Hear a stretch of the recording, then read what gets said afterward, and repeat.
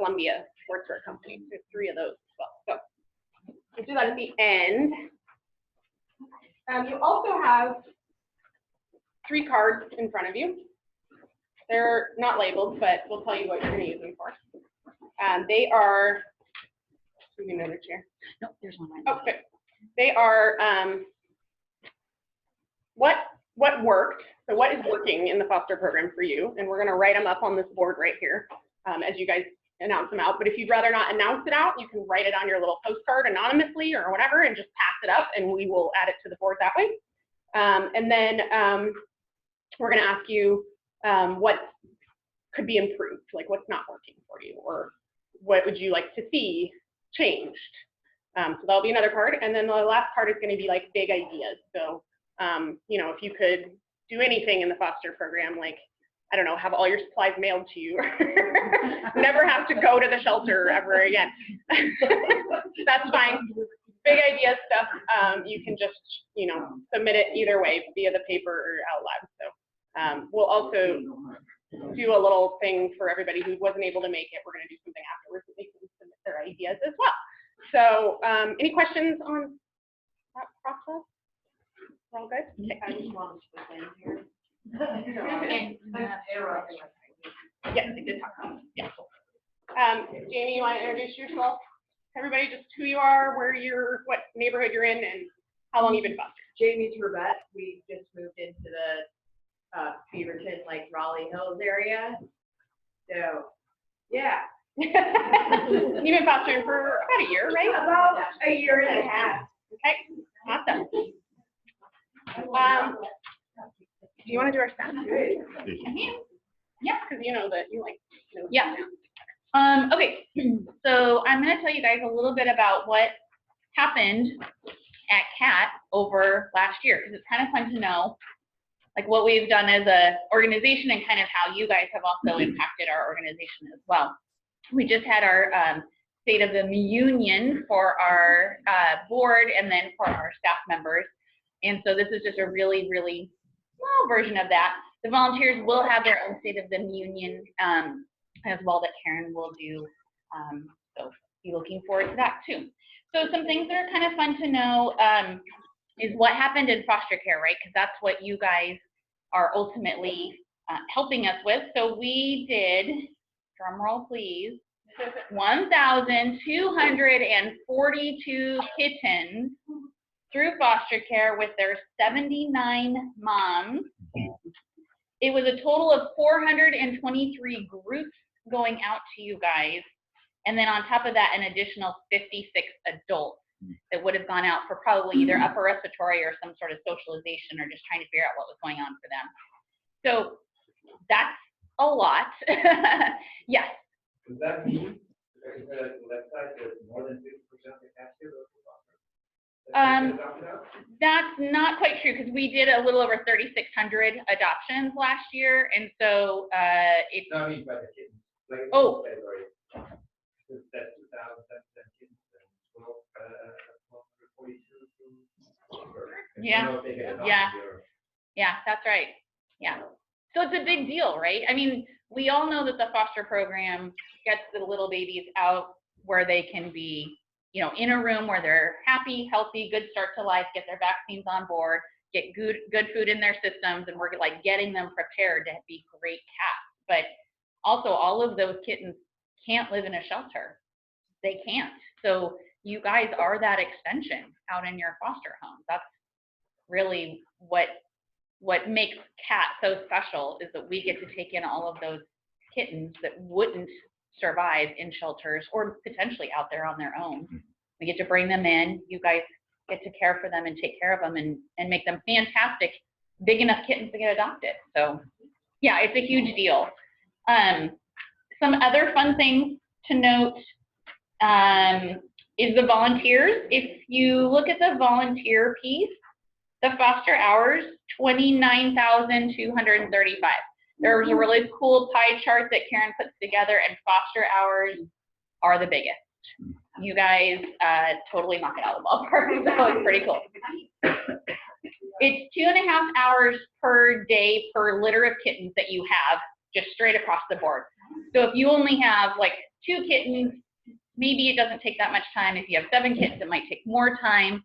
But overall, we just do an average straight across for as many days as you're fostering.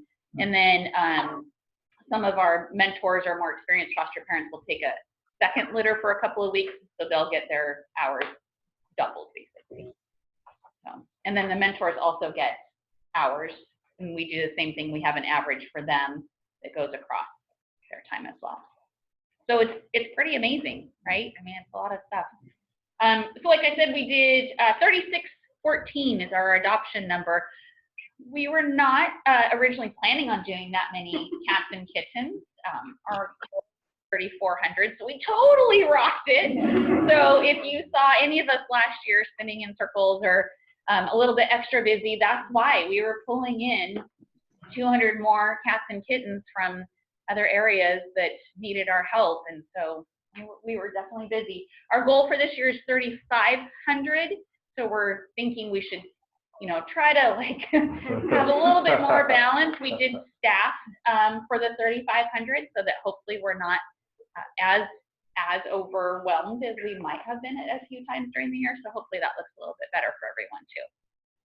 So yeah. Anyway, there's lots of good stuff on here. Take a look.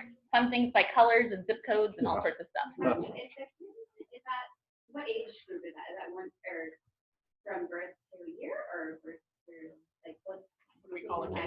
Oh, kitten is what the adoption looks like. So it's up through 6 months, and then 7 months up until the 12-month mark is a teenager, and then 1 year through 7 years is an adult, and then 8 years and older is a senior. Yep, no problem. Cool. Thank you, Christy. All right, just want to see if anyone had any questions here. Nope, doesn't look like it. Okay, we're gonna move on to our fancy post-it board here. We're gonna start shift this that way. And we're gonna start with what is working for you guys. What do you like about the foster program? So remember, you can shout it out, raise your hand, write it on your paper. Jamie. I have issues with the communication, like sometimes I'll email you and I guess there's another place, like a Google or something. Other Hold that thought for the next round. So we're doing what's working for you now, and then we'll do what's not working. Okay, Promise I will get to it though. Does anyone have what's working well? Like say, do you like the, I don't know, the baby bags or? Okay, we got baby bags as an answer. Those were amazing. Yes, Laura, we are repeating as they say them. So we have baby bags. You guys can chat and respond here too. Food and litter is great. Food and litter. Food and litter. Food and litter. Getting the food supplies. Getting the food supplied. Yeah. So having the food supplied. The tools, like I have the kitten like barrier thing in my car right now, that like stuff like that, having access to borrowing the like clickers, Yeah. that's amazing. Like So Jamie says the tools, like you can borrow play pens, you can, you know, borrow different things that you might need for your kitten. Having access to different foods. If the kittens we have just don't want to eat the Purina, which has happened several times, and it's taking it back and Yeah. other things out, basically. So Susan says access to alternative foods when the kittens won't eat the pro plan. Just shout them, go. access to mentors that'll come over at the drop of a hat. Mentors that will come over and help you when you need it. Training enablement, you guys reaching out, like, I mean, I've noticed this year, but also last year, really, like, hey, I need to learn this, and then you guys were pretty good at enabling people, like, hey, we'll get you situated, however, for like model training or like fluids. Okay, so we got specialized trainings as needed, being able to learn new skills. Free training. Yeah. Free trainings, yeah. The aftercare that the recent cat that escaped from the owner's point of view, extremely comforting and welcoming. So Okay, so Yeah. kind of community coming together to help. There was a kitten that escaped, and we kind of all she got back. helped get her back into her home. I feel like as a new person, there's been a lot of really good communication, and I feel like I can reach out with even stupid questions, a lot of answers. So I appreciate how welcoming everyone's been. Okay, so welcoming and easy to get questions answered, and the communication is just good. Communicating with other people? Yeah, Okay, that's pretty good. so like with other foster parents, or, yeah, okay, so communication among foster parents, say the Facebook group, maybe Instagram. Adoption outreach, like Tiffany has been over backwards for us to find potential adopters closer to our homes and shelters. So that's a big deal. Awesome, so being able to do your pre-adoptions off-site, like at Clackamas or Tanasbourne. Well, at the same vein, the attempt to get to be able to get out for those, we don't know if we're gonna be able to do it, but it's still something that as an option, pretty great. Yeah, I like that. Especially because we often don't schedule folks to come in to visit cats on Mondays, because if they say, yeah, we want them, and they go, well, you're gonna have to come tomorrow to accommodate anybody, and that's, I think, something that's All right, so being able to do pre-adoption visits from your home, Foster manual. foster manual. Oh, yeah, that was amazing. You guys writing your names on things, on your sheet? I'm gonna have to make more of those things. You guys are good. I didn't know that would be such an indictment. Great, yeah. between them for the other. I know, we can make more. It's pretty cheery. I like it that if some unfriendly happens, that you can have another foster take your kitten. Okay, yeah. I mean, it's no problem. Somebody's always willing to do that. Yeah. So the ability to transfer your kittens if, you know, something comes up or you get over out of your range of skills. Oh, that's very considered. Sorry. Veterinary support. Be considered, if you had to return a foster for, being considered for that kind of, was nice that you offered coming back to me, so. Oh, okay. That's just nice. What would you call that? I don't know what you call that. So like Hermie, like she had Hermie and then Hermie went to a different foster and then Hermie went back to her. So continuity of care. Disney thing. The kitten. The Kitten Summit. So from the remoting audience, I have Chris saying that Laura DeVore works well for me. And that is all. Yeah, I think that's because she picks up supplies. Yeah, Laura does transport. So that's kind of this community feeling, Yeah. Facebook, and then, Yeah, I think, you guys will get to know your local communities better as you come to these events and meet each other and, use the maps that we have so you guys can see where each other are. And you can help each other out. And so that's what Chris is talking about, is that she has Laura, who's already here once a week, more or less. And if she needs something, they can grab it for each other as they're here. And then they're not all having to drive out here independently. I added the foster parents map based on what Kim said. Great. The rules about being really positive and supportive. Yeah. And negative.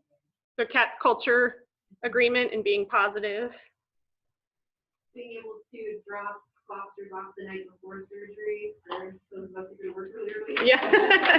So night before drop off for surgery if necessary.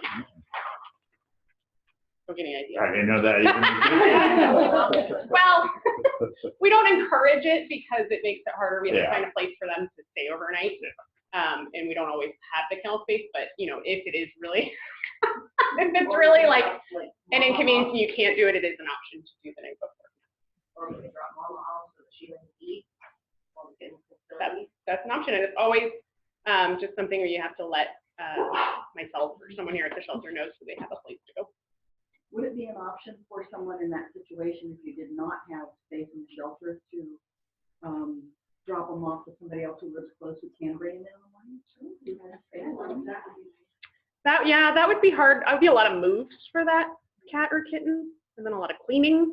So Susan was asking about dropping off with another foster to drop off in the morning, and that I would not recommend necessarily. But I was gonna say, I live really close. yeah.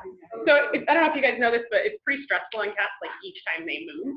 So to have them be in your home and then move to another home and then go to the shelter is just one more move that might cause them upper respiratory infection, that might, cause them behavior issues, whatnot. So it's actually better.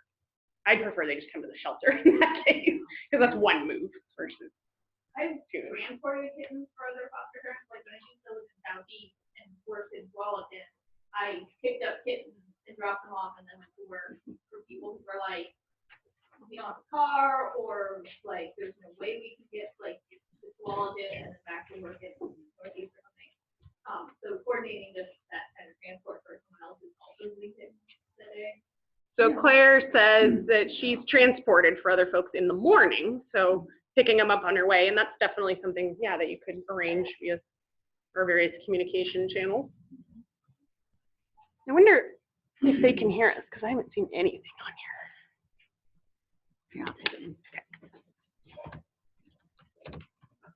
These are great. Got anything else before we move on? I put it on the slip that, and I know. Oh, we have this has come up before. Oh, I put it in. Oh. I use Facebook quite a lot and use the Cat Foster Parents Connect thing, but I'm really not very familiar with Instagram. I mean, I know how to post something on it, but that's about as far as it goes. I don't know very much about it. And I'd like to get an Instagram class together just so we can learn a little more about how to use it, because a lot of people here use only Instagram, don't use Facebook at all. Yeah, so hold that thought for the next section. On the big idea. Okay, I know how that goes. I just want to reiterate, you guys know that these are for putting your name on for the drawing, and these are for writing your ideas if you don't want to speak them out loud. So you wrote something on here that's an idea? Okay. Instagram. Okay. Perfect. So if anyone has anything they've written down and they want to pass it up before we get through the what works, please pass it up. No, nobody wants to use their cards. You guys are so social. Brave and social. Hey. Okay. I guess I should have tried to. It's nice that you have the option for those of us who are sometimes more introverted. So we keep passing those all around. Yes, keep passing it. Add them in so you don't forget to write your name every time you participate. So Jamie says she likes the option for introverts to write their comments in. And you guys, introverts from home, need to participate. You guys have anything to add to what is going well before we move on? Besides Laura DeVore? Wait just a second for that. Anyone need to resupply their snacks? There's lots of food over there. There might be a little bit of a delay. Oh, go ahead. Yep. He's like, yep, hungry, growing boy. Yep. Yeah, go for it. I'm gonna fold these so that I can't just like, pick somebody that I like. You really like. Yeah. So Chris says on here, I feel like everything's been said. Oh. So that's good. We gathered everything. All right, well, we can move on as soon as we get our food. I guess I could just blindly. Yeah, just. But I feel like if they're all crumpled up, then I have. Crumple. Stuff will stick together. Crumpling, guys. I want it to look like a big. Joy says, I'm a good 45 minutes from Cat, so appreciate all options to participate without trips to the shelter. All right, so.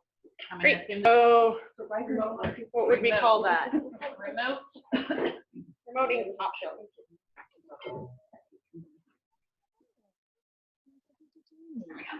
Okay. Oh, you're calling us opportunities. Oh, well, yeah, instead of things that aren't going well, or I'm trying to go for the positive in. Okay. Areas of opportunity. So the idea behind this is, what could go better? Yes. What could be improved? Well, I just recently found out that, you can fly your cats from Maui, not your cats, but shelter cats from Maui up to Portland or Seattle. And if there's a partnership with, We do partner with them. you do? Yeah. You already know about that? Yep. Okay, but I mean, individual people who have flown to Maui can apparently piggyback a cat coming back with them. Yeah, that's much more difficult to coordinate because of the care involved. Okay. And there's certified veterinary inspections that have to get done, they're called CBIs, before each one. There's a lot of process to move a cat from one state to another state. And so, yeah, it's a lot of work. So we work with, we work with the shelters. So we work with mainland Hawaii, Maui, and Kauai to bring in animals. Okay. So the comment was that as an individual going to Hawaii, you can bring back cat with you. So that was Christy there. Tech class would be great, like she said. Okay. Having a class that covers all the different ways to communicate and teaches like the Instagram technique, teaches the Google group, teaches the Facebook group, all of that covered in like one little class would probably be good. Okay. Along with that, like when I submitted photos of my kittens for like these, for adoption or whatever, she said I sent them in the wrong something, so she could use them. So I have no idea like how to correct that. I don't know how to do it right. Yes, it's a tech class. Okay, so they're asking for a tech class that covers not only the Google group and how to submit photos to Pet Finder in the right format, but also how to use Instagram, how to use Facebook.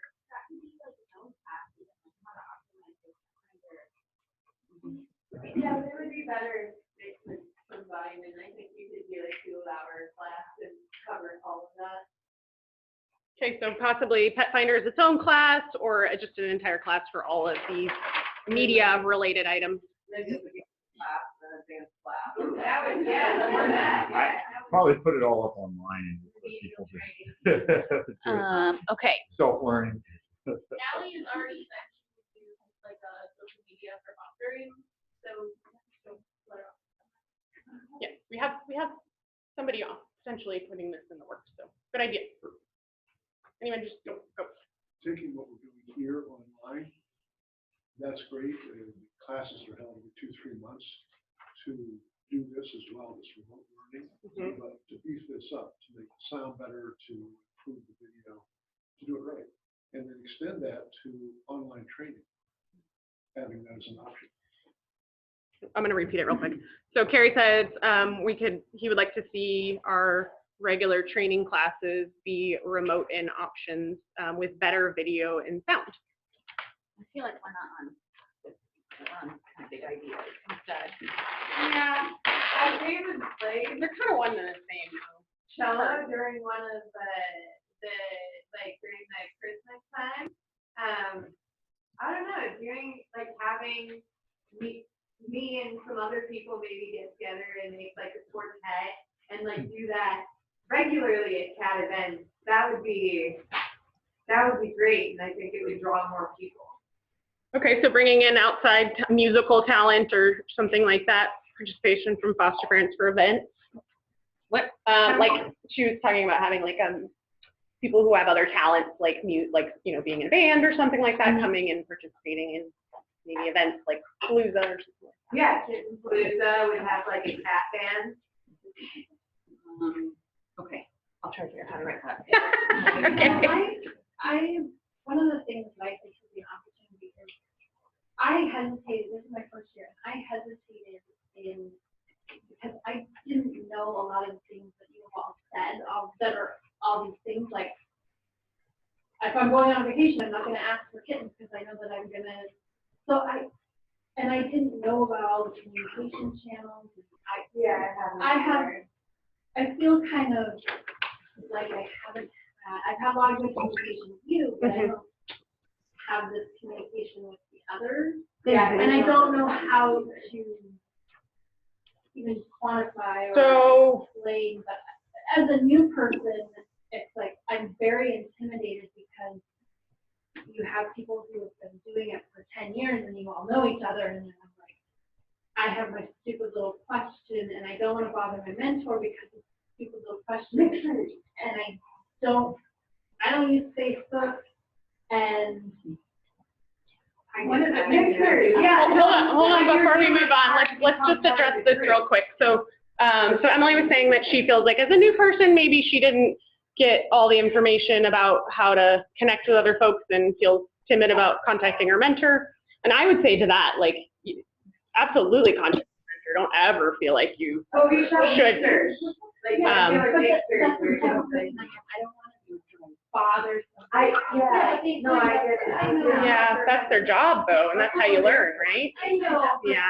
I can say that I really, our first group, any little problem, I was like, well, maybe I'm just being dramatic. And then by the time we had our fourth group, I was like, okay, here's everything that happened today.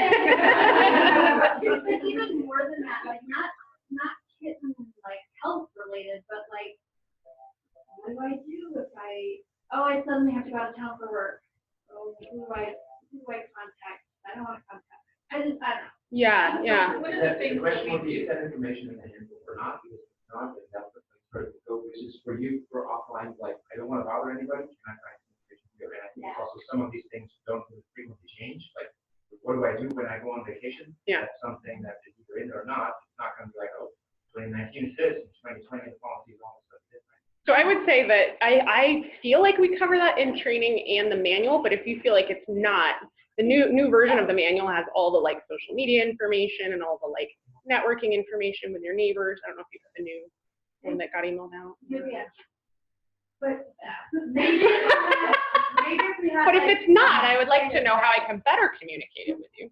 If we have off-site like events, like, you know, like field trips when you were a kid that are for the foster group, maybe Would that even, I mean, would that help? Like, if you had mixers, like you went out. Yeah, awesome, that sounds great, like. yeah. Yeah. So I guess I would like to know how you would like to see it. You don't know. So one of the things we do with Mission Control is every year there's a refresher training for the Ski Patrol first aid guys and for the Ski Patrol mountain guys. And it's part mixer, but it's also, okay, let's review how to do radio protocol, how to do this, how to do that. So it binds the group, but it also reminds everybody, because it's been an effort, obviously, to control it. Once they're half a year, and the other half you're not doing it. Mm. But that's kind of similar to what we're doing here. We have kitten season where we're all really heavily involved, and then we have off season when a few of us who are hardcore and keep doing it all the time because we can't stand having a house without kittens in it. But then the other people that may have taken a few months off and they need to remind themselves how to do it, maybe refresher training. So Laura says refresher training might be helpful for those folks who feel like they didn't maybe get all the information. There were neat meetings. Learning curve? Yeah, You got all the information when you first started. it's a lot. You're not going to Yeah. learn all the time all after. Yeah. So for me, Facebook really helps. I don't feel like I'm letting The community sort of You just response. don't feel like you're buddy. Yeah. I mean, I got to the point where I was like, we're doing this to stay kitty. Right. And so Mary is here for us, and our mentors are there for us. And that's their job. I mean, that's the whole point of their job, is to be there for us. So you have to kind of like step out of your comfort zone and be like, you know, I mean, how many times have I emailed you? I'm sorry to bother you. And she's always like, you're not bothering me. Yeah. Knock it off. No So, question is a stupid you know, question, it's- unless it's in the manual. No. I'm kidding. You just have to step out of Yeah, your no, we all have to say Okay. hello and give her a hug. We're gonna go to the remoters real quick and then come back to you guys. You want me to read it? I can do it since you're Okay. writing. Okay, So let's see. So that goes back to the I already did the pumpkin? Yeah. Okay. so it's next. Okay, so Jennifer Bosket couldn't log into Zoom.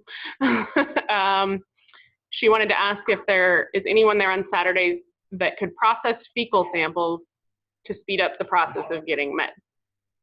And I will say to that there is. So in your foster manual, it says you can drop them off on Saturdays and Sundays during like 9 to 5 or something like that. But there's a caveat there in that it's not, they can't do a full analysis on weekends. So the vet assistant isn't able to get a lot of information beyond some basic parasites on the weekend. So you're gonna get a limited analysis. So you can still get one, but you might not get the full one. So, but that's a good question put up there. Can the personality profile sheet be made into a Google form or some way to type it in so we don't have to fill out multiple copies? Takes forever when you have a group of 9. Great idea, Jennifer. We're adding it to the list. I'm going to keep going on here and then we'll come back to you guys. From Sean, I know eye medications are expensive, but can we experiment with adding them to the baby bags like amoxicillin? Most often kittens have eye issues if amoxi is in play. Inconvenient to drive out to the shelter just for an eye med. I will say your mentors do have eye med, but we can put that on the list as a question or as an option. Let's see. Chris says, I love the idea of a personality profile online, especially for those with bad penmanship. Laura says, will there be a training for fosters to do AC training so we can do it when we have visits? Now that there is a payment portal, it would be awesome. Laura, that is in the works and it will be announced very, very soon. Chris says, oh, Chris says they can't read anything on there. Is it because of my messy writing or because they can't see it? Poor quality video, not close enough maybe? I don't know. Technology, yeah. I don't know, we'll try that. Yeah, and then I'll try to move it. Joyce says, possibly telemedicine type visits with mentors or vet staff with health questions or consults where it is viable not to have the cat or kitten there in person, but helpful to have their eyes on him or her. This is being increasingly done in vet med. So I guess I would call that like video vet appointments kind of. Yeah. I did that with my doctor the other day. Yeah, there you go. Yeah. It's good enough for him. Although ultimately they just told me to come in, so I was like, what? We got a couple more here. New people don't ever be afraid to ask a question or share problems. We all love to help, so that's mentor or Facebook group or anything like that. Renee says, I've been fostering for 3 years. I still have dumb questions asked. So this is clearly from before, the discussion before. Same with Chris, been fostering for 11 years. I still have questions. Jennifer, love that refresher idea. May be required every 4 to 5 years. So refresher training. Okay. All right. What else do you guys got? I don't know if this is kind of been covered, but I guess this kind of ties into some of the stuff we talked about. Which is like opportunities or ways to optimize our communication with you, because I know how many emails you get. I know how many accents. My name occasionally says the I'm sorry to bother you. I try not to, but like, is there a way that we can optimize our communication with you? Okay. What would that look like? That's, I mean, that's what I mean. Like, what would be? You want to know what it looks like to me? Yeah. Just a thought. I mean, like, and again, I kind of covered. Do you have an idea on that? So, yeah, so you know how there's a lot of emails going out to us, like we need help with this, or we need help with that. So how about like something on a website where you can just post on the site what help you need, and then when people are like, oh, I feel like I can volunteer today, then they go onto the website and look at the choices of what help is needed. What if we had a website just for fostering and there was like a chat room, like a live chat room and everything? Hold that back. I want to go back to Tiffany. An original thing. So you're talking about just communication from you to me about stuff that I did that. Again, the amount of emails I know I send you and Hannah, I was just like, is there a way that I can optimize that? And that's a long-term. I mean, it's something I can think about, but I don't have an answer for you right now necessarily. But I also would say that don't worry, like, don't think you're sending me too many emails. I don't have that. So Tiffany was saying that optimizing emails to the shelter, is there a way to make that so easier for us, basically? So we'll put that on the list. One idea for that. Isn't there a way to slide emails when they're sent or as a receiver? You could say, if there's an email coming in with an urgent question, it should have a red flag with it. If it's not urgent. Oh, I see what you're saying. I think. I don't know if that's an option. I know, red flag. Honestly, I can triage my emails pretty well. Like, I can go through and go, okay, I need to answer that now. So I'm not super worried about that. But let's go back to hand raising, because I feel like I've gotten you guys out of control with that. So I'm going to go, Julia, over here real quick. One idea on that would be, like, if people drop it out, like, they have questions, so it's not like a handbook, you don't like update a handbook all the time, but you're getting asked the same, like, my kitten is doing this, like, should I bring them in or something? It would be kind of a more live document. Check that before. Okay. Asking a question. So the idea is having a frequently asked questions for things that I hear a lot that people could refer to. Would it be okay if it's in the manual? Because we have FAQs in there. We could add to our FAQs in the manual, yeah. Yeah. So what about adding a page to the already existing website for cats that's volunteer fosters only, where you could, instead of sending out an email every week with who's the on-call mentor, who's the on-call staff person, you could post it on the website. So if you needed it, you could go to the website, it would be right there, instead of having to send 2 or 3 separate emails about who's got what. So Laura says that it would be nice to have a part of our website that's just for foster parents that has our like regularly emailed out items that people could access there. Just thinking about that. The reason I do email them is because I just don't think anyone's gonna go check. Yeah. Or remember where to find it. Or if it's in your email, like you can just Yeah. Take it out of your email. yeah, I don't know, but I'll put it down. Yeah. Okay. Yes, Jake. So,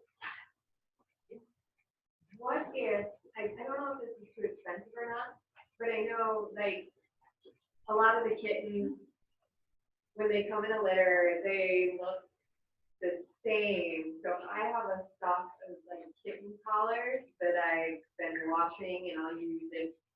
They look the same, they differentiate them. But if they were sent out that way, it might be easier, like, sent out with the kitten collars on. So Jamie wants to know if we can send out kittens with collars. I will tell you right now, we just use the Sharpie to mark their ears when you have similar looking ones. Oh, yeah. And then it'll be on your paperwork who's which Sharpie. And we actually encourage you just to re-Sharpie them to keep that marking up rather than collars.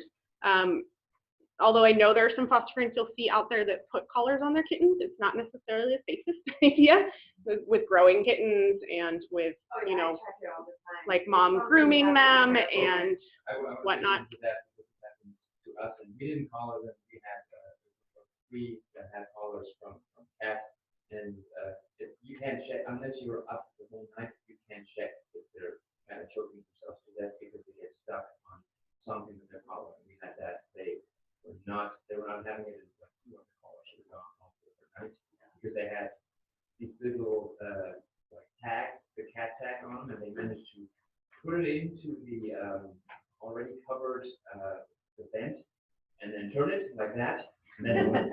I did that until it went off. So Neil said that he's had an issue with safety with collars in his foster home too.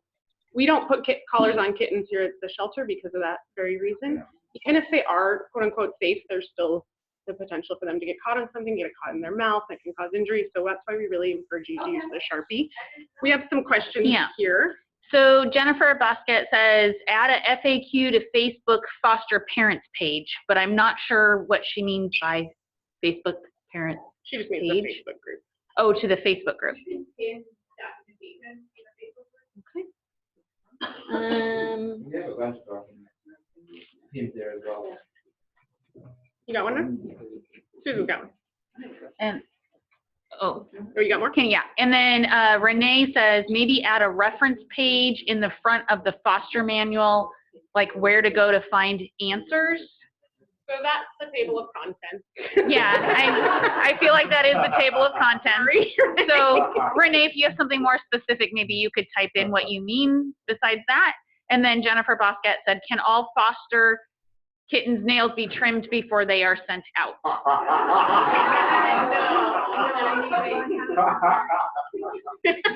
We'll put it on there. Probably we're not gonna have time. Sorry.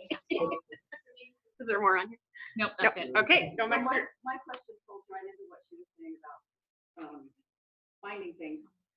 I was looking for something the other day in the mentor manual thing, but to go back to the foster manual too. Is there a search function? I could not find a search function, so I could look up something specific without having to. Control F. Yeah. That will always work in any document. Yeah. Oh, really? Yeah. So searching your manuals, just use Control F. Again, coming back to some of the topics that were here, I think that I sometimes have problems with, you guys send out an email, saying, hey, these are the groups that are available, you're right, desperately needed. And then there's gonna be an email about, hey, these are taken, these are not taken, and then you have another request, there's 2 more groups. I would like, and this is, from what I heard, this is the consumption versus the push notification style. I think we need both. I don't think we can go without email. And I don't think email alone are enough, because when I get home and I have like 7, finding group A, 2, 3, and 7, and then minus the B, because that's which one is available. So I would like a way to consume at the time when I have time, like what is available in kitten groups. If you have the URI like pressure, or if you have a lot of groups, that's much worse than in the time where there's 1 group and then 15 people. Like, because then you know it's on. But Okay. if there's multiple. So I'm going to summarize that as an option to not only get individual emails about kittens needing foster, but also to be able to view an active list of what's currently available. Yeah, So, this is a variation of the same problem. yeah. Like, which volunteer positions are you currently looking for? Oh. So a live document style where you essentially source your email from, but that can also be, I don't know if Google has any of that stuff.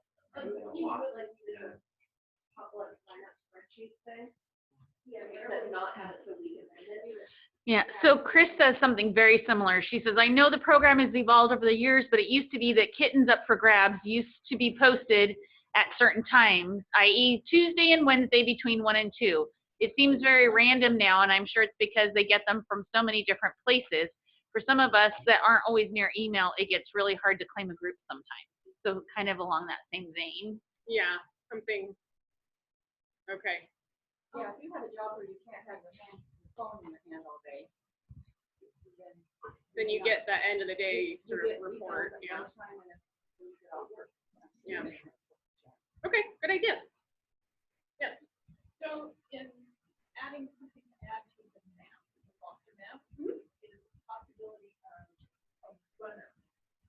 So I know we have mentors, but for people who are coming to the shelter every week, or whatever you volunteer here, having a list of people and what days they go to the shelter, so that if you're in Northeast Portland and you really don't want to make the 2 hours drive back to Florida, you could find somebody that's going on the day you need something. Hey, can you pick up X, Y, Z? Okay, can you bring it back to their house, and then you come get it from their house? That shortens your trip. All right. So an idea of having a runner like option, like flagged, for someone flagged as a runner on certain days that they normally come to the shelter, who could help you with supply pickup. Or just somewhere that we can post when we're down. Sometimes I don't know until the last minute, but I'm the same way. I'm like almost 40 minutes away, and I would love to just boring, you know, stuff I could put on my porch for other people. Like a calendar, like a Alternate calendar, calendar. like, hey, I'm going on Sunday. So in addition to that, a way to find out just sort of live who's going to the shelter when and kind of be able to track that and help each other out. Yeah. Especially with the traffic coming on Portland, now that's a great idea. Correct. The alternate idea for that would be like a supply depot, but I don't know if we want to have that much dispersed. Well, but if you're in Northeast Portland, that supply depot is awfully long ways away. So idea was having a supply depot for faraway places. Claire, you got something? It would be nice if just like Neil said, like one main name of a Google Doc of here's what's available and then you can cross it out of thing, but also having a standard format for I'm got these groups because when someone was looking for your reference, well, I've got URI factors and no one's like, and this request is coming out, but this request contains no information on, I've got 2 adults and 3, like it was just, I've got kids, you know, I've got URI fosters, and so the work, I only responded with, like, I can take it and I have to define my parameters. If there was a specific group of kittens or a litter, you know, an adult cat, having that, this is their name, this is their number, this is their age, here's what meds they're on, having a standard format for that would be nice because it was, especially Hannah's doing covering a lot of the days, it's becoming really scattershot and you're basically like, I don't want to say yes, I have no idea what I'm opting into. Yeah. Okay, so the request was when we send out foster pleas to not do the generic ones where we just say, we're looking for URI fosters, because that makes it hard for people who can only take specific ones. And I will say to that, you know, we train other shelters and we train them that some people can't even predict what they have coming in, right? They have like sprays coming in and they just have to be like, get them out of here, you know? Yeah. So like we actually are really lucky that we can predict for the most part we're going to get stuff. But when we get into a situation like all of a sudden URI just got packed full and is overflowing, we use kind of a system, what we call like fosters on deck. So where we want to know who's available so that we can quickly kind of get them out, and we may not have time to like get a full list and, you know, accurately document that all and send it out. So that's probably what you're seeing. No, is like there was a request that went out like multiple times and it was just their name.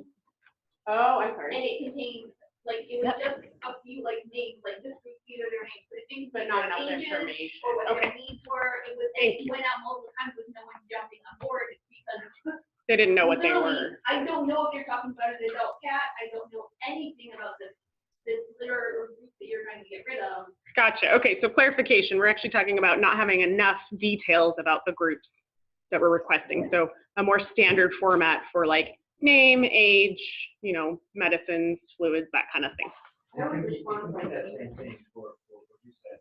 It can be that same thing. If you're saying, well, we have 30 cats and we need to get rid of them, somehow we need to get them out to foster, then that's the parameters, and that you can put that, you know, find a format that fits that as well, so that you have the ability to say, we just need people to sign up for these.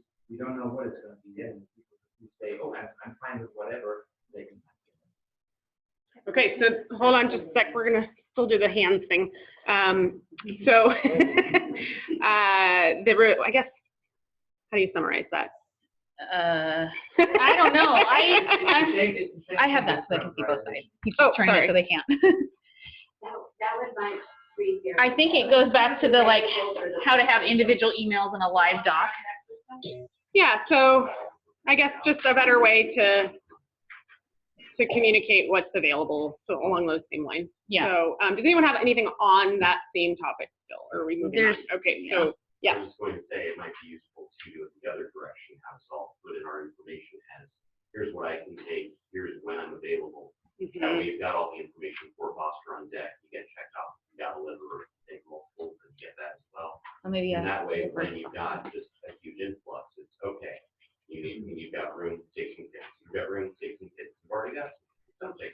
I like this because I don't have to do the work. So hold on, Claire, hold on. So the comment was to have it be the foster parents who go in and say that they are available and what they can take, so that we can place them appropriately that way. Hold on, I think he was first. Is this a different topic? Yeah, go ahead. Is that same I'm topic? still jumping off. Okay. Yeah, and I'm still done. Okay, so I think that if we have like a Google form or Google spreadsheet where when you want to start an object, start a sheet and it has like a checklist box you can take an adult, checklist box you can take a mom and kid, and when is your parameters, and then you can look at that list and we can provide consistent information, because sometimes when you're like, hey, let me know what you want, I don't know how to answer that question, like, I don't know how to define, I don't know how to cover all the parameters you need, but if there's just a form we have to fill out, Okay, so then you have a list. standardizing the form so that there's lots of check boxes for what you can and cannot take. Yes, Jamie. Yeah, along that line too, standardizing things, like I would reply by email, but like somebody got the batches somewhere else, like, because there were no other responses by email. No, you're not supposed to reply all. You don't see everyone else's email, Mary. Oh. So, yeah, so please don't reply all to the Google group if you haven't been reached out to by Myriad about that. When you respond to I want kittens, you just respond to the sender, not the group. Yeah. So with I the always reply all. See, I didn't know there was an option. So with the Google group, we're talking about not using reply all, so you're not going to see anyone else's responses. You'll just see our. We have and we're going to go to the remoters real quick, so hold your thoughts.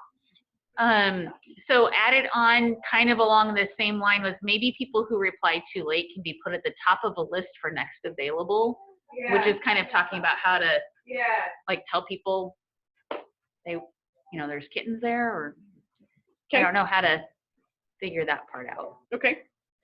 I like all these ideas. They're good. I think they're all stuff that, I think we've kind of covered the subject pretty well. And I feel like I have now a lot of ideas and I can come up with something. So I'm going to go ahead and table that topic for now and move on. If you have more ideas, feel free to let me know later. Yes.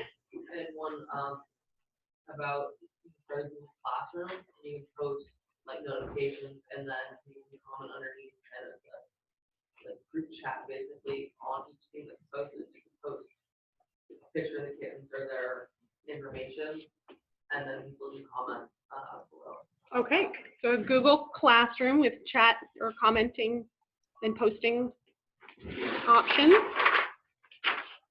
Is there anything else on here? Google Classroom with chat.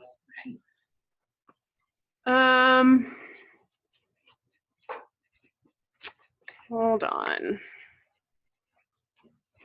Okay. Okay, we're gonna redo that here.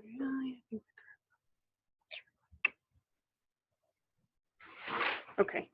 Well, Is everything that's on nothing there? new Okay. on there. So okay. Here.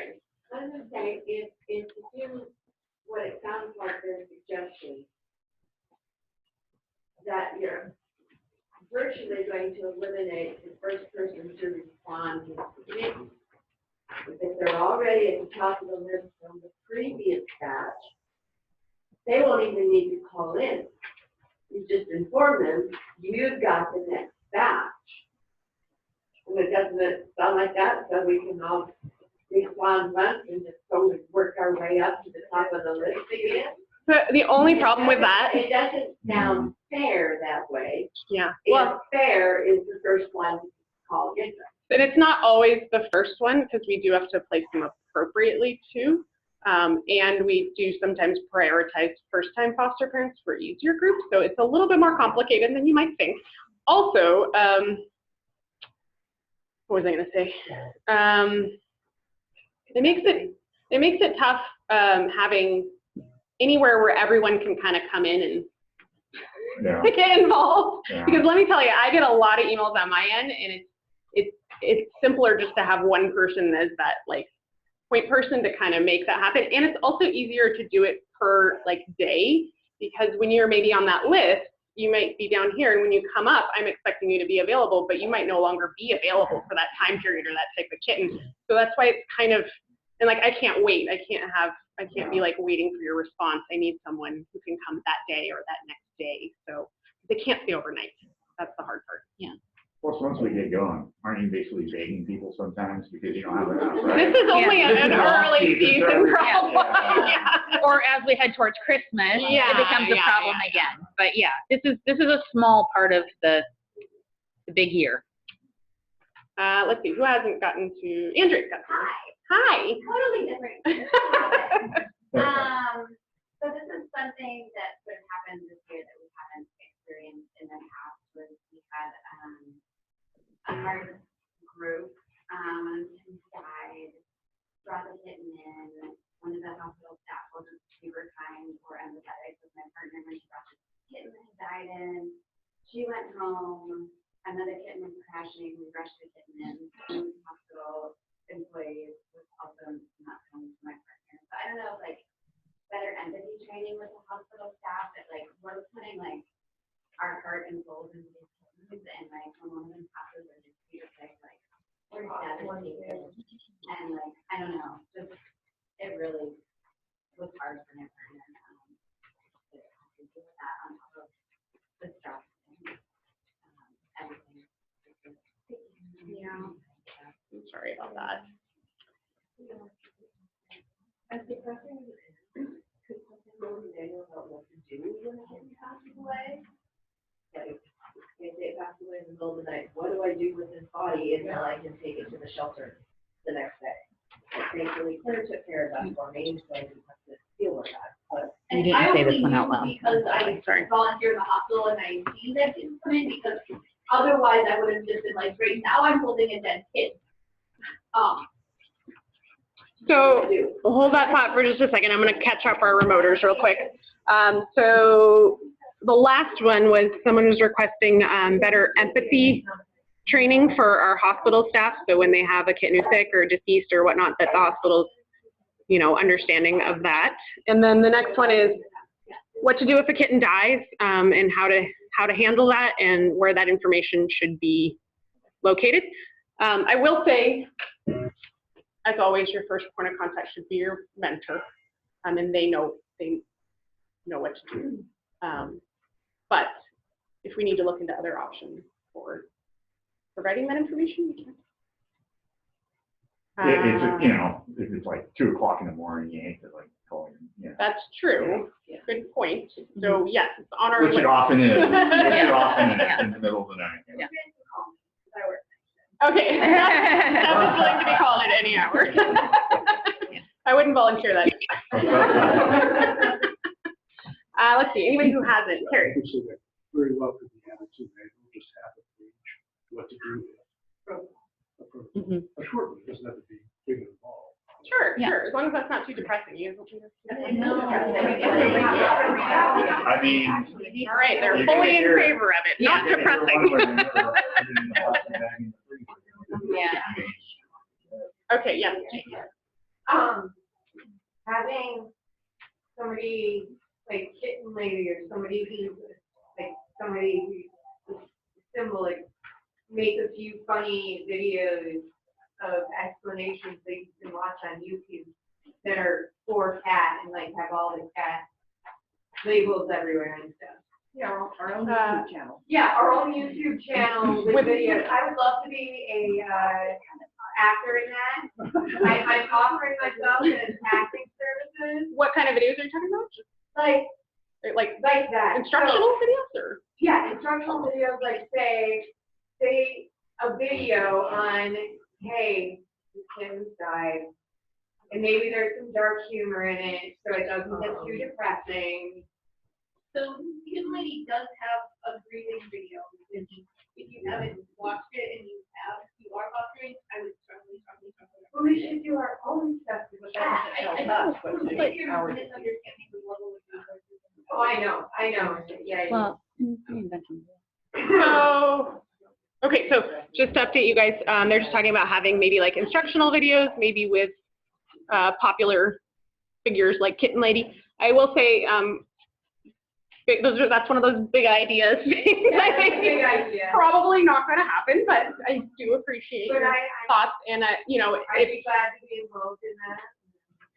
Yeah, and like Christy said, maybe not reinventing the wheel on a lot of things. Like there might be a lot of instructional videos out there that we can access and use that are generally useful, but you know, for the most part, like for our policies and procedures, you're definitely gonna want to go to like our manual Those are usually going to be written. Maybe sometime in the future it'll all be online and in video form. I'm gonna try and help make that happen. Okay, awesome. All right. Who hasn't spoken in a while? Sherry. Totally change the subject on something that's not working incredibly well. And it's litter. Litter, okay. Newspaper litter. Kids can scrape it aside very easily. They get in there very enthusiastic. They're in there. They pee a big puddle nowhere near that litter. And even when it is close, it doesn't soak it up instantly. Mm-hmm. They tromp all 4 feet through that puddle, drag their tails through that puddle, and jump out and run across the floor. Or climb up on me. It's, again, I don't know if there's a solution to that. My own solution is I should put hold on. other litter in with it, half and half.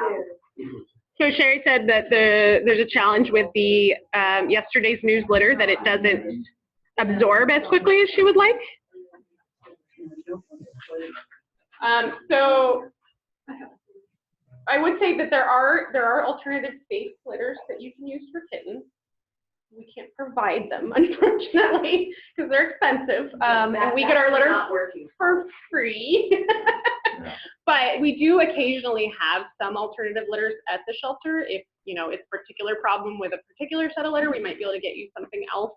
But as you all know, the challenge with litter is that if they eat it, it can clump in their stomach and it can cause a serious problem that requires surgery. So I know some foster parents use the other one that's sweet Scoop is clumping. Yeah. Can't use Sweet Scoop. It's kitten safe, so it's they clump, but they don't lock in, so they actually clump and then break back down. The clump only is temporary. If you re-add water, so like We'd have to ask Dr. Brown. So we're going to look into alternative safe litters for kittens, and we'll get back to you on that. No. I really think that the data that have what said, which we had 2 situations like here. For us, it's not a big deal, it's not far away, but for anyone who's further away, it might not be a small deal. Where we were supposed to be Moxie, didn't have any Moxie, and yes, I know it's all mentor, but if the big bag's supposed to have something to have it. Absolutely, yeah. That was why I don't know if anybody else probably. there was an interior that made up with that, but then no Moxie instead of Moxie, and it was out because Mary was on vacation. We're heading out. Cool. Okay, so the comment is to make sure that the baby bags have everything they should have, including or especially amoxicillin, because there were some instances where it was left out. And yes, absolutely, we will try to. Okay, we're gonna go to here real quick. Okay, Renee says, what about a foster finder liaison? Example, Mary Hannah sent the liaison all the foster needs, and then that person finds the foster, I don't know what those symbols are, might elevate some work for the already is. Oh, it's supposed to probably alleviate. Okay. Maybe clarify for a little, Renee. Oh, I see. She just wants a volunteer that like takes care of all of the placement rather than us, to make it easier on us. Cool. So more volunteers to help with placement. One went down here.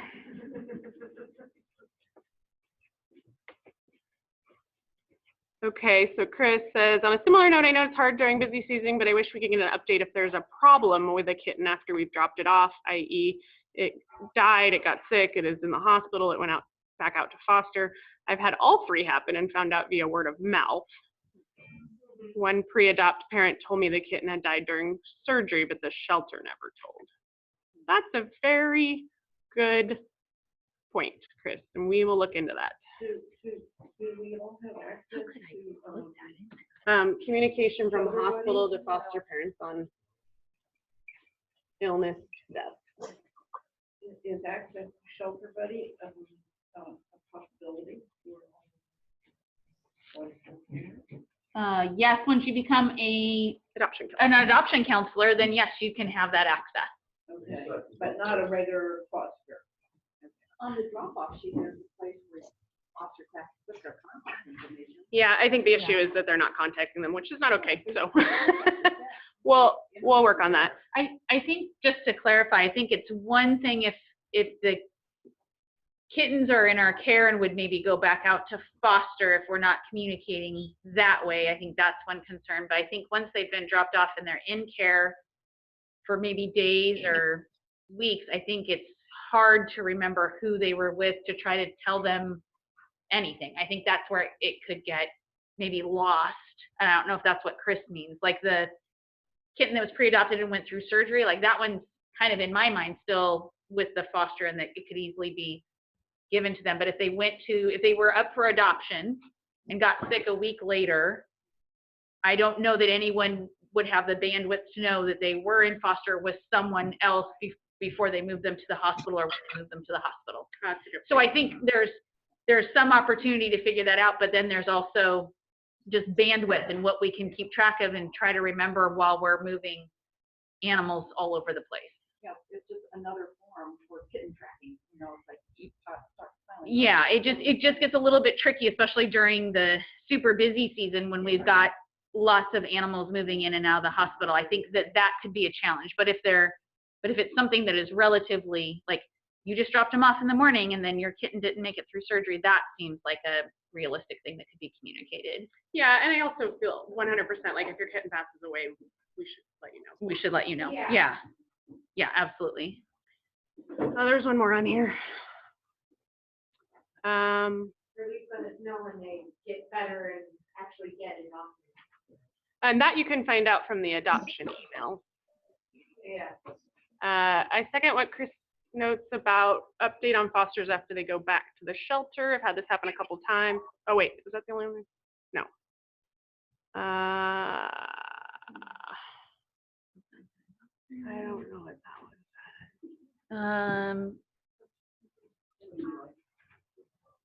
So I think what Joyce is trying to say is that she pre-adopted kittens at 6 weeks old, but they were tiny. It took them till they were 11 to 12 weeks old to reach 2 pounds. Oh.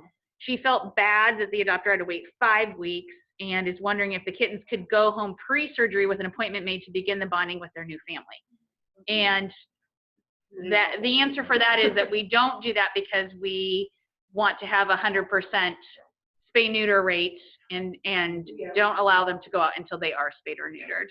On the flip side, though, I would say if your your kittens are underweight, we don't need to post them at 6 weeks. We can wait until they're a 6-week wait, and then it's a more reasonable time for adopters to wait. So if I'm automatically putting them on at 6 weeks, and then your kittens are only a pound, let me know and we'll hold off so that it's a more reasonable wait time. Speaking of posting, yes, I'm not trying to criticize, but this seems to happen more than not. We like to get our kids pre-adopted, as you know, and as soon as their shots are given, we like to get them up on Pet Finder. And we usually submit our bios and our pictures even before, and it sometimes it's taken like a week. Like you have to email a couple times or our kids. Yes, and now that we're the surgery is 1.5 pounds, you have even less time to get them pre-adopted. So, is there anything we can to get that time? Get their thought. Right now, we're not gonna have any problem getting our kids. Right. Get back to me in August or September. I mean, the sooner they can get their pictures and bios up immediately when they're available, it gives us an extra that many extra days to get people's kids to come out and look at them. Okay, so the comment was that it can take there's a big lag time between sending in your Pet Finder information and that actually going live on the website. Wondering if there's a way to shorten that time.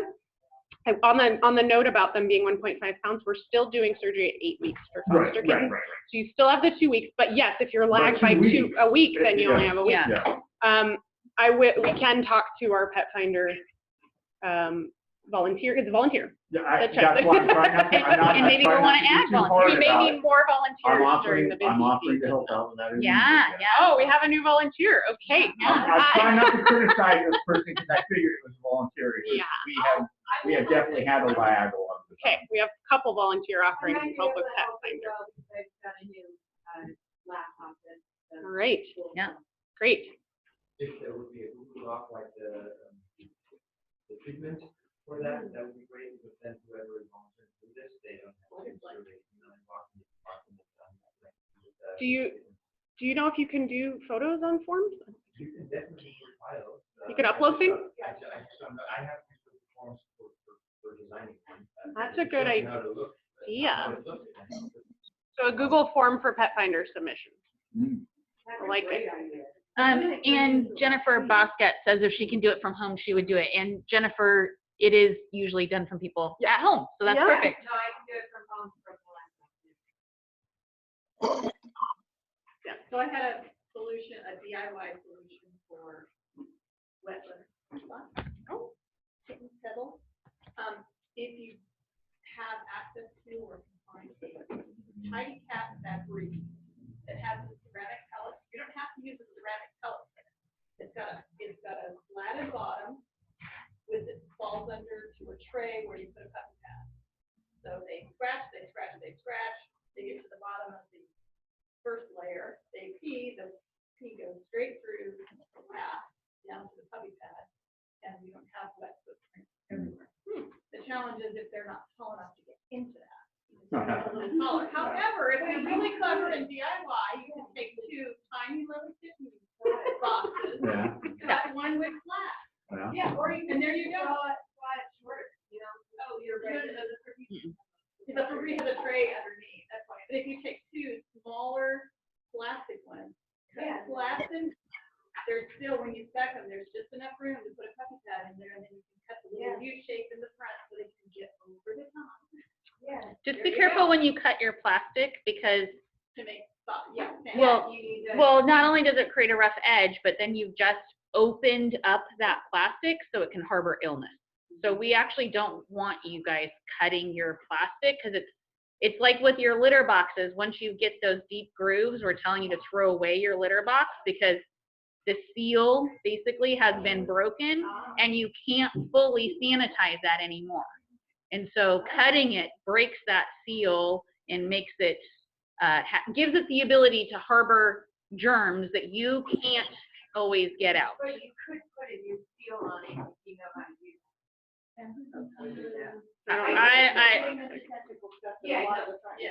Yeah, I mean, and to do it with reliably for sanitation purposes. Right, and to make sure that it's non-toxic for kittens and that it actually does what it's going to do and hold up in the face of bleach or rescue. It becomes a thing. The comment was to have a tray below your litter box that could have a potty pad where you could absorb the urine that way and then the response. Yeah. Do you guys all know that when your litter box gets the grooves in it, you should toss it? I did not. That's in the update of the foster manual. Yeah. So if those grooves, you got to toss your box. I did not know that. Yeah. Because who wants to have diarrhea again from some parasite or germ or whatever it was in there because you got grooves and you couldn't sanitize it all the way? Because then you just get diarrhea all year round. Yeah. Boo. Or something worse. Yeah, or disposable. Yeah. Paper boxes, that's what we do, and there's, I wanted to put a video on that, there's like a combination of 3 boxes where you can have covered litter boxes with like the inserts that you can take out and throw away, and the external thing you can just put in the litter, and it works pretty well actually. Also because you can cover it, so the kittens especially don't do that, oh, let me jump into this big pile of dirt. Yeah. This is what would be on our our YouTube channel would be like do-it-yourself videos like that, you know, with doctors that actually work with cats and they'll be wearing the official shirts and we could do it. I have the technology. Hey, got anything else in here? No, just a funny comment from Chris, who doesn't love diarrhea all year round. Yeah, but anyway. Yeah. So we kind of have been doing a little bit of, what needs improvement in or opportunities and the bigger ideas. But you guys ready to move on to big ideas? Or you have more? Okay. Especially when we get to the busy season and multiple people start sending out like requests for foster or requests for foster non-deck and stuff. A lot of times there's that transition between when Mary's in the office and when Hannah or the foster assistant, whoever it is in, and it's really unclear when that handoff is happening. And it feels like you're either responsible for like emailing a bunch of people, or you get a request from somebody but email it to answer back to somebody else. It would be great if there was just a shared box that held all the foster requests, and that way everyone could send from it and everyone could receive from it. Or it could be like an internal group where when we send back the foster, it actually disperses to people, because it's putting all that onus on us to make sure. And the same thing with like, I need an appointment or I have an issue. When that transition is happening, it's tough on the foster parents to keep track of everyone's schedule. I know that Hannah got frustrated 2 weeks ago or last week and was like, I'm doing 3 people's jobs and wanted to email. And it was like, okay, I know you're stressed, but it seems like the fact that responses were going to the wrong place, foster parents instead of some systems to make it easier for the internal people handling those requests. So rather, okay, so the comment is that it's tough for the switch over from myself for my weekend to when Hannah covers me on Sundays and Mondays, or when I'm out. So we do use I use my autoresponder, which I realize you have to send that email and then get the auto response and then resend it. Yeah. But you also do say when you're going on vacation, you do announce it to the group as well. Right, and you guys know I'm off Sunday, Monday, so that's when Hannah covers for me, and then I try to let you know if I'm going to be gone during my regular days. But if that autoresponder system isn't working, I know we tried to do where Hannah would check the foster account, but unfortunately that just became, she's already checking 2 emails. It became a little much for her to check 3 emails. Is there a forwarding capability in your account so that it gets forwarded to Hannah? Not unless she wants to get all of my emails. She'll get all of her emails, and not just foster requests or help for that day. It would be any email that I sent her, any email that someone else sent her. Like, that's my private account here. Yeah, and that's why I was thinking like having another layer that then could just disperse. So maybe foster isn't an email inbox, it's a group that goes to Mary and Hannah and whoever else is helping, sometimes Christy's helping, and so that it just disperses those things. Or we create our own separate email that's just for foster police. So we could create a new email address that's just. Well, but she was also saying appointments and stuff like that. Yeah, I'm just concerned that Hannah's going to get 5 days of emails that have nothing to do with her to close her box. That's what I'm saying, is we create a new email that's only for foster parents and not any of my private stuff. The other one does work. We try this without using my wife and I both have one email potential trying to use a group. We both get all the emails, and then who's responsible for which one? Who answers which one? You can't track that at all. So the only way to do that is with an individual email inbox. Yeah. And I mean, I know that in a little bit, but my company does this to respond to like customers, and we just, when you claim something, you had a category that's your name and your color, and then you just say, I took that care of that one.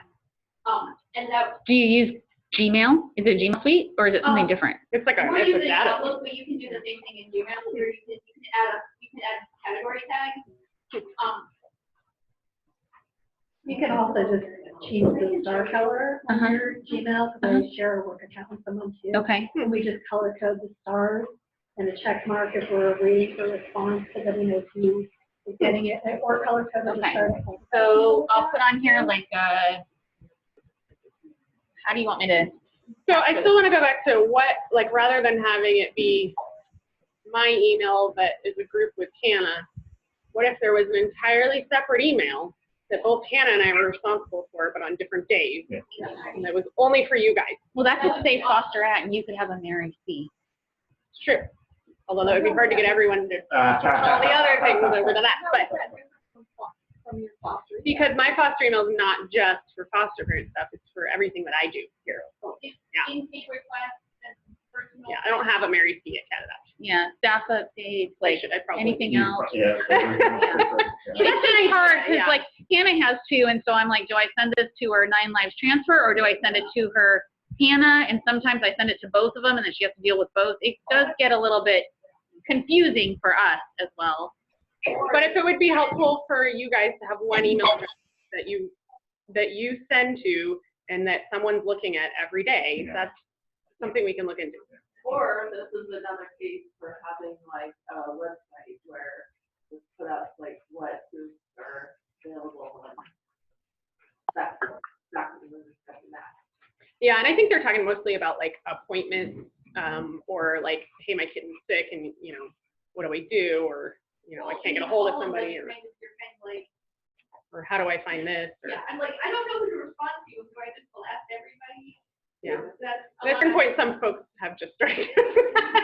Let me email everybody I have Cat Adoption, which isn't good either. So I like that idea. Thank you for that feedback. I frequently send emails are like, could you please tell Dr. Brown because I know who I should send. Yeah, and absolutely, you shouldn't. It's supposed to go through me. Dr. Brown can't get like all the emails from everybody. She will quit. Any other sort of improvement ideas? Yeah. Okay, so it might just be me and my schedule, but I have a really hard time doing any of the additional training, like the bottles, baby, fluid, shots.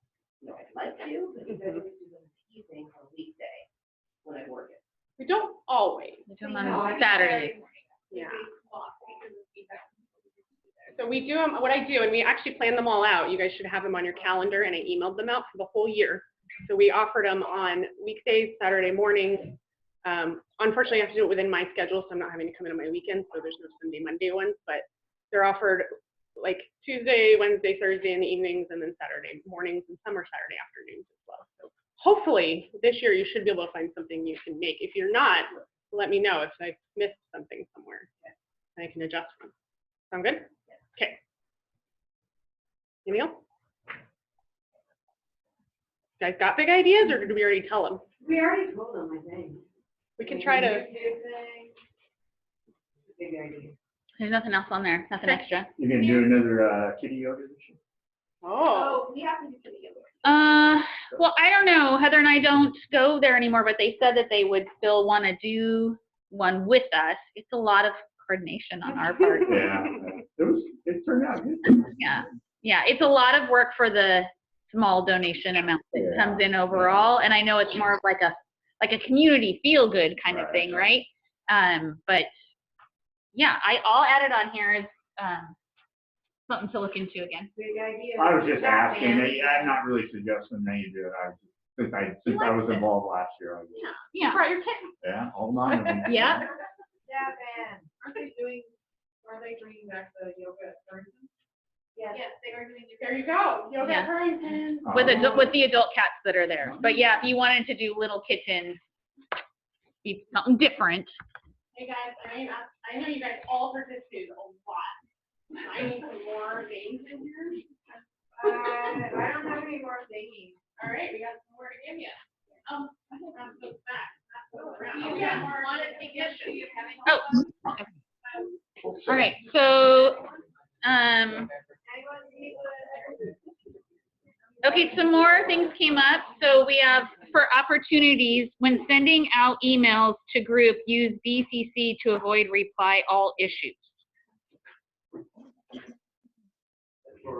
That's where when Mary sends it out, and I don't know if it's possible, if you BCC everybody, then they can reply all, and it only goes from there. Yeah. Okay, and then, oops. Okay, and then the next one says, for big ideas, bringing kittens from Puerto Rico, like Hawaii, happy to help find shelters there to coordinate with. So I can answer that one right away. We have an intake strategy, which is to help animals that are closest to us who are being euthanized for space. And this is way too far away. It is so incredibly stressful on cats to move this far. I just had a giant conversation with a Florida group about this very same thing. So there are shelters on the East Coast who are desperately seeking cats and kittens as we speak, and that's where those cats should go for the shortest amount of distance. So we made this a priority for us last year, instead of having like 80 or 100 transfer partners, which is a lot of people to coordinate with different levels of abilities to get things done before they arrived, and then different transport needs and issues that came up. We really scaled down to try to have a larger impact in particular communities so that we could help them with their live release rate increase as a community, instead of just like sporadically like here, there, because that just took up a lot more time for us and resources. And we felt like if we were keeping it to like Washington, Idaho, Nevada, Utah, California, maybe Arizona, that we were really helping our then extended United States community more than if we were just like bouncing all over the place with anyone that asked. So that's the answer to that one. I know that there are cats everywhere that need help still in our country. So before I reach outside of our country, we're still going to be working within our country. Just that person was more concerned with the disaster. Sure, absolutely. And you know what? I know this might sound harsh, which I hope it doesn't, but there are disasters all over the world, and we can't save them all yet, right? Like we're not there. There's so many communities, even in the state of Oregon, that are not at a 90% live release rate that need our help. Yeah. And that should be our priority first. And then we're moving out to the states that are near us who are like, we don't have that either. Can you help us? Trying to make that happen. So I just wanted to kind of give you guys an idea of what our intake strategy looks like, and why we decide to pull from certain areas and why we don't. Any other questions about intake or strategies? Okay, and then I have another one on here. It says, on the foster map or list of fosters, you could indicate who has shelter buddy access. I'm happy to look up info for people and have been contacted many times by foster parents asking questions. So that would be for the map on the Facebook group. I guess it's just like for that, you know, the people were talking about like who has access to shelter buddy, and I've been contacted about like, hey, did you find out who adopted my kids before? So I'm like, I'm happy to like. Okay, I wrote that down somewhere. I'll add it to when I find it. I will add it onto that piece. Yeah, I was just trying to offer that like I'm happy to be contacted. So it has the add runners, and I'll add on here shelter buddy access. Yeah. But they were asking who adopted them. I've had people, no, most of it's not who adopted it. You know we can't give them that. No, no, no. Oh, I think I got it. It's just a little bit. Thank you so much. If it's still Okay. hospital. What's the status? Yeah, okay. A lot of times I've been contacted by who was the adopted. Okay. Like, who is the Who are they adopted? supposed to be contacting when they Yeah. have issues? Okay. So, it's not, no, I'm giving out names, numbers, social security numbers. I knew you weren't doing that to me. I just want to make sure everybody knew that. Yeah, all of it. Before we were getting the like adopted with added to the adoption list, email is a lot of times, I would check if my kitten went home with somebody, because like, you're like, both of my kids went home today because they home together, and we got better about adding them, but that was a lot of the things. Yeah, and so you guys know the things like adding who they were adopted with, it was an idea from a Foster Summit, and that got added. The Facebook group was an idea from the Foster Summit, and we added that. So, you know, kind of talking about all this stuff, I want you to know that we are going to look at all these things. We might not implement all of them, probably can't implement all of them, but we will do the ones that we are able to do, because we want to, you know, make this better. So Jennifer has something on here that's not exactly foster kitten related, but I'll still say it. She says, I've seen many people on Nextdoor suggest cat for help with feral, strays, TNR. I just found out that we have traps that can be rented. Just wanted others to know that, because I know we don't deal with community cats in that way, but are traps available to public for rent? And the idea, or the answer is yes.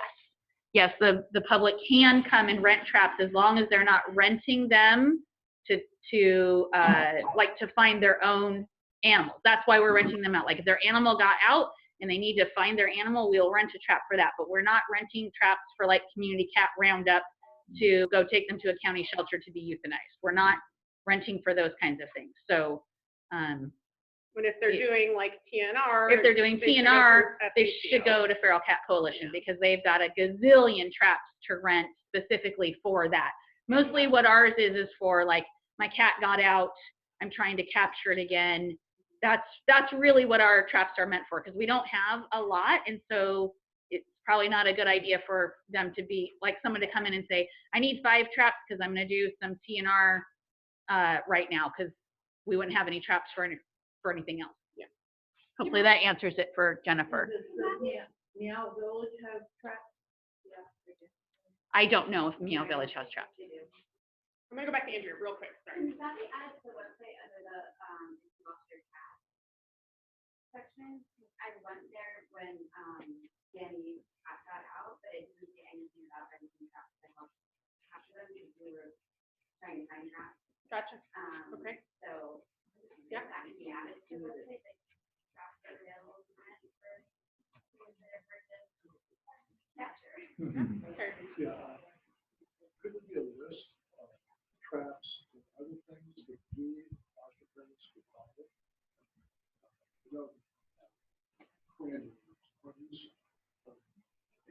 The what? Coagulators, the old fashioned work that they do like, no. Oh.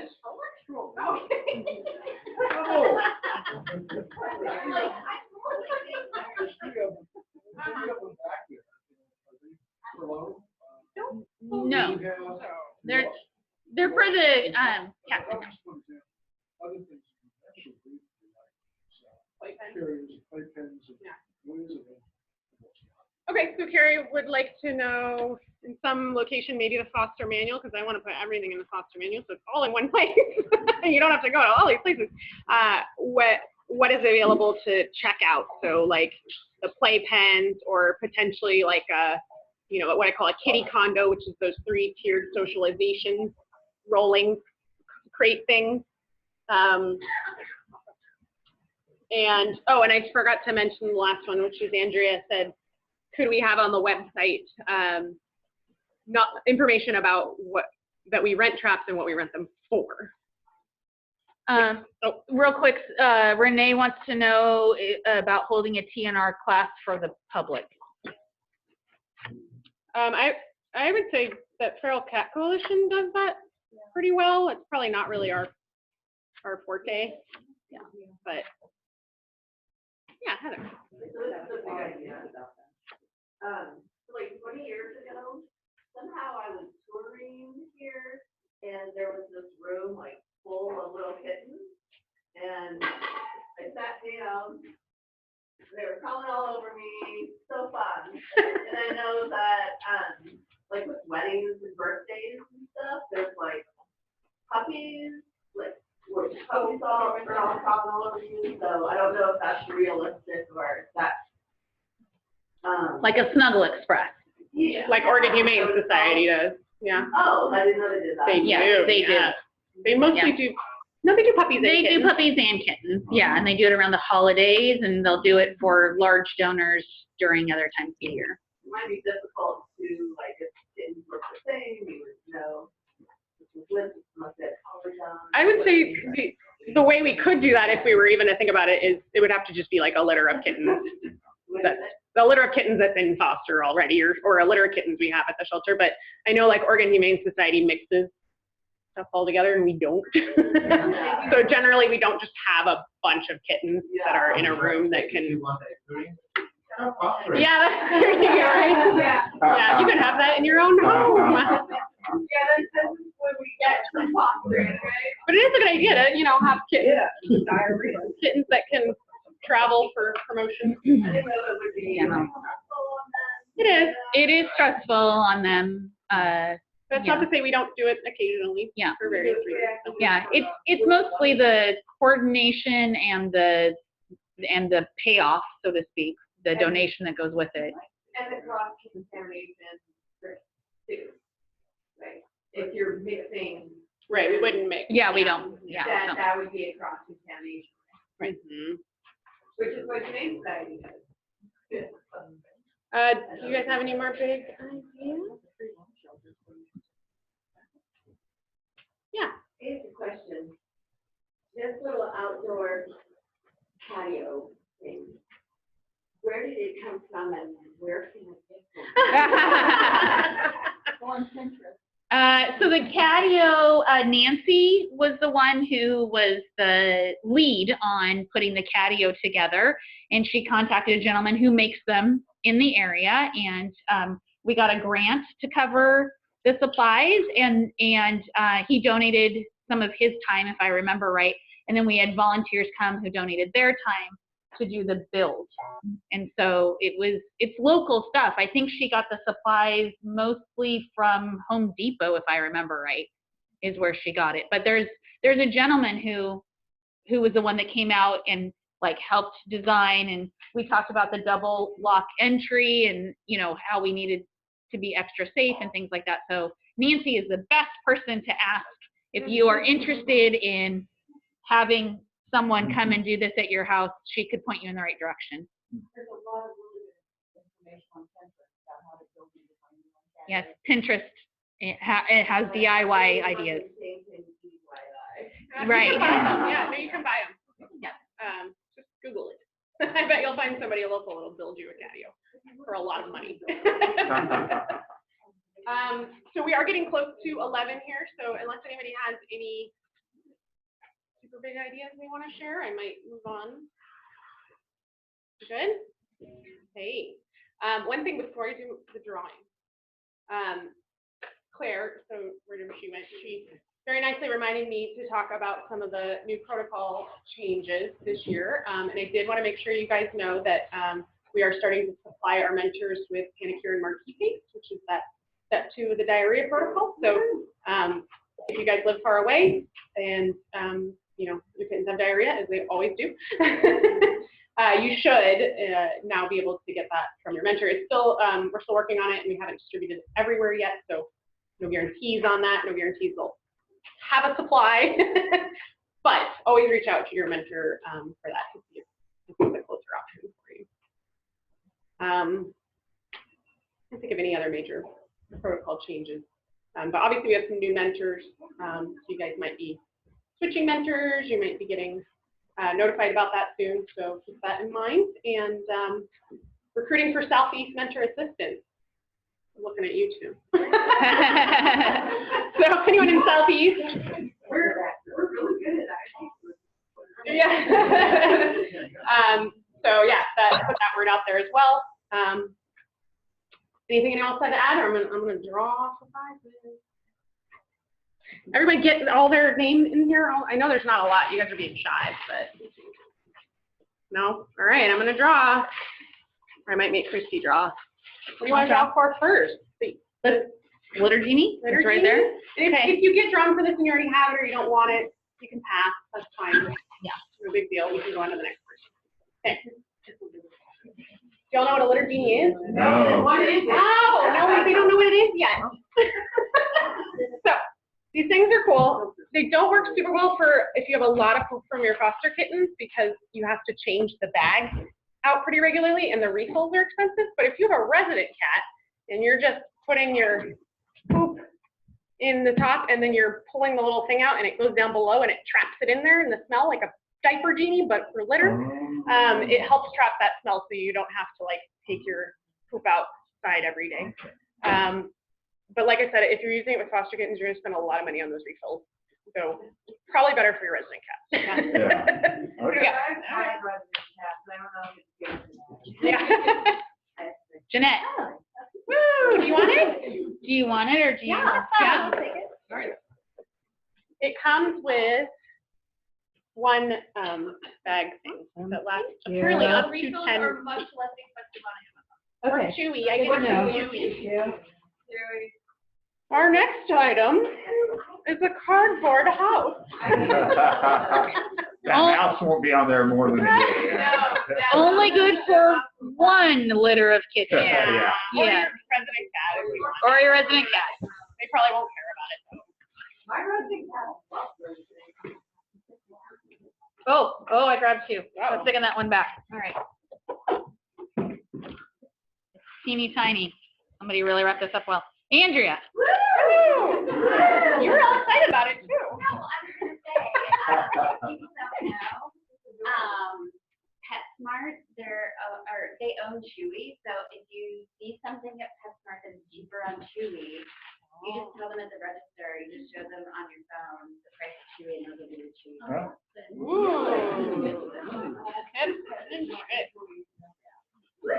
Hey, up to 4 guests per ticket. Okay, so our final thing, we have 3 of these. We're gonna draw 3 people for these. Columbia employee store pass, up for you, and you in 4 guests? No, 4 total. 4 total. And that was so kindly donated by Michelle White. For you. Okay. Laura. Perfect. Because man, I really need to go get some more gear. Well, there you go. And they're probably doing like a winter clearance right about now. Oh, good point. All right. Sherry. Woo. Let me pass it back. All right.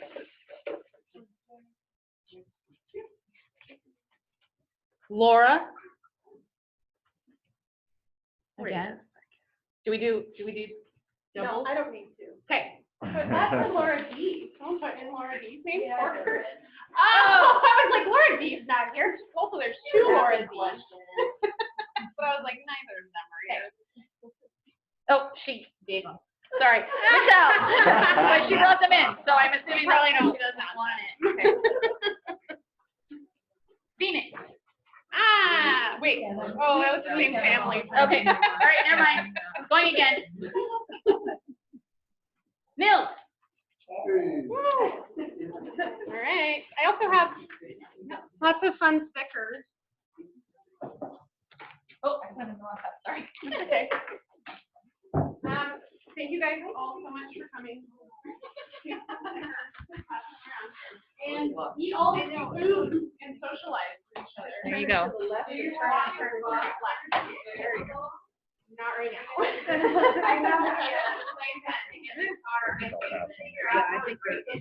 Oh, I can help you with that, yeah. Yeah. I'd lose my man card if I put one of these on my. You can bring it to